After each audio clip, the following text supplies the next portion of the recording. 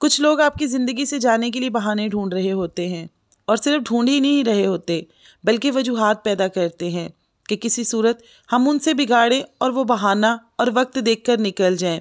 और ऐसे लोगों की मुश्किल आसान कर देनी चाहिए इन्हें छोड़ने में पहल करके, क्योंकि आपको छोड़ जाने का फ़ैसला वो पहले ही कर चुके होते हैं।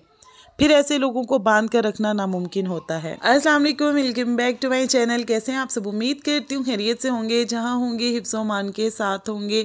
मैं भी अल्लाह का शुक्र है बिल्कुल ठीक हूँ आपकी दुआ से। भाई आज सुबह से जब से मैं उठी थी ना, मेरा दिल कह रहा था कि मैं बाहर कहीं घूमने फिरने के लिए जाऊँ, लेकिन ये भी समझ नहीं आ रही थी कि कहाँ पर जाऊँ। एक तो इस कंडीशन की मुझे कभी समझ में नहीं आई है कि आपका दिल कर रहा होता है कोई काम करने को, लेकिन वो क्या काम करने को दिल कर रहा होता है ये भी आपको मालूम नहीं होता है। तो खैर जी, मैं नबीहा को लेकर चल पड़ी। उसने शॉप से कुछ चीजें लेनी थी, ग्लू स्टिक लेनी थी, और हमारे घर के पास स्टेशनरी शॉप कहाँ है हमें आज तक यही नहीं पता चला। स्टेशनरी शॉप तो मिली नहीं, तो इर्द गिर्द से जो चीजें हमें मिलती जा रही थी, जिनके घर में जरूरत थी, बस मैं और नबीहा वो लेकर चल पड़े। और नबीहा मैडम ने बड़ा कस के स्कार्फ लिया हुआ था ना, तो जो भी आंटी पास से गुजरती थी नबीहा को देखकर हंस पड़ती थी। एक तो माशाल्लाह इसका कलर बहुत ज्यादा फेयर है, बल्कि एक्स्ट्रा फेयर अगर कहा जाए ना तो गलत नहीं है।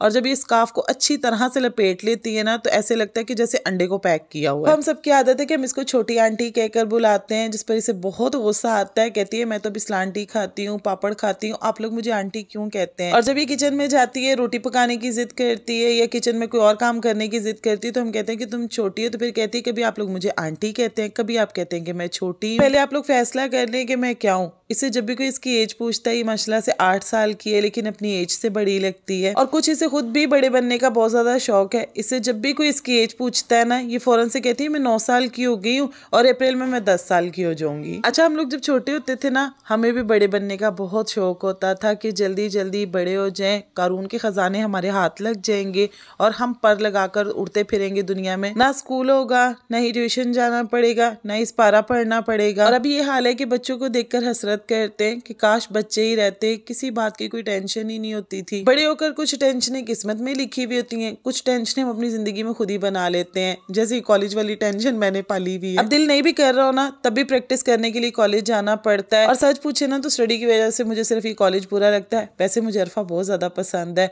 और ये आते आते मैंने गार्डन से ना चुपके फूल उतार लिया था। फिर मुझे लेक्चर के दौरान ही पता चला कि हमारे कॉलेज में हर जगह पर कैमराज लगे हुए हैं, बल्कि यहाँ पे तो साउंड सिस्टम भी ऐसा लगा हुआ है कि हम जो भी बातें कर रहे होते हैं ना, वो सारी रिकॉर्ड हो रही होती हैं। यानी कि ये तो पूरा बिग बॉस हाउस है, जहाँ पर हर जगह पर कैमरे लगे होते हैं। अब बिग बॉस हाउस में तो वॉशरूम में पता नहीं कैमरे लगे हैं नहीं लगे हैं, माइक्स लगे हैं या नहीं लगे हैं, लेकिन यहाँ पर वॉशरूम में माइक्स लगे हुए हैं। यानी कि आप वॉशरूम में कुछ भी करें, आवाज सीधी कंट्रोल रूम में। अब सर ने तो हम पर बम फोड़ दिया, लेकिन हम सबको अपनी अपनी पड़ गई, क्योंकि हम लोगों ने कॉलेज की शान में बहुत बातें की हुई थी। मेरी क्लासमेट है, वो तो कॉलेज के साथ साथ ना टीचर्स की भी शान में बड़े कसीदे पढ़ती रहती हैं, लेकिन जैसे ही सर ने बताया ना, उसके बाद तो उन्हें सबसे ज्यादा टेंशन पड़ी हुई थी कि ये क्या हो गया है। हर थोड़ी देर के बाद मुझे कहती थी गुल मैं कुछ कहना चाहती हूँ, लेकिन मैं यहाँ पर नहीं कहूंगी, मैं आपको घर कॉल करूंगी, वहां पर मैं अपने दिल का सारा बोझ हल्का करूंगी। पता ये फैक्ट है कि जब भी हम किसी इंस्टीट्यूट में पढ़ रहे होते हैं ना, तो हमें उस इंस्टीट्यूट में हजार बुराइयां नजर आती हैं।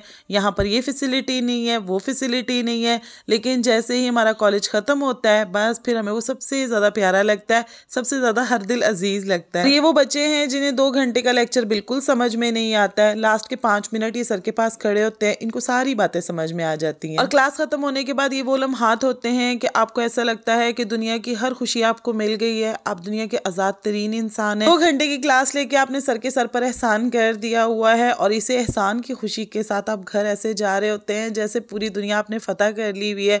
आप दुनिया के कामयाब तरीन इंसान हैं, बल्कि मुस्तकबिल के बहुत बड़े बिजनेसमैन भी बनने वाले हैं। और इस बिल्डिंग से दूर होने पर तो इससे मोहब्बत और भी ज्यादा शदीद महसूस होने लग पड़ती है। दिल करता है वापस लौट चलें, लेकिन नहीं, आज के लिए इतनी ही प्रैक्टिस काफी थी। अब इंशाल्लाह सैटरडे संडे फिर क्लास है, और वो इस कॉलेज में नहीं है, दूसरे कॉलेज में है। तो खैर जी, अभी भी मेरा दिल कर रहा था कि मैं कहीं आउटिंग करने के लिए जाऊँ। मैंने सुबह से शोर डाला हुआ था, यहाँ तक कि मैं बहन को मैसेजेस करके भी पूछ रही थी मैं घर आ रही हूँ, कोई जगह डिसाइड की, कहीं पर चलते हैं।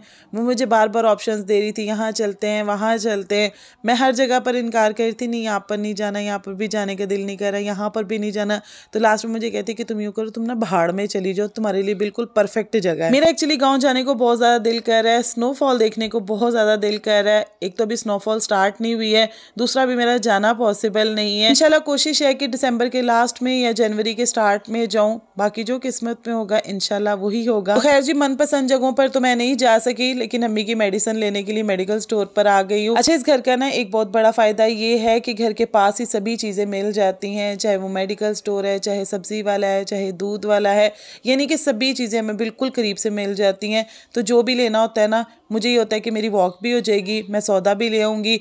तो अबू हुरैरा को लेती हूँ, कभी नबीहा को लेती हूँ, सारा सौदा भी आ जाता है, मेरी वॉक भी हो जाती है। तो खैर जी, आज का व्लॉग यहीं पर एंड करते हैं। आपको आज का व्लॉग कैसा लगा है मुझे कमेंट सेक्शन में ज़रूर बताना है।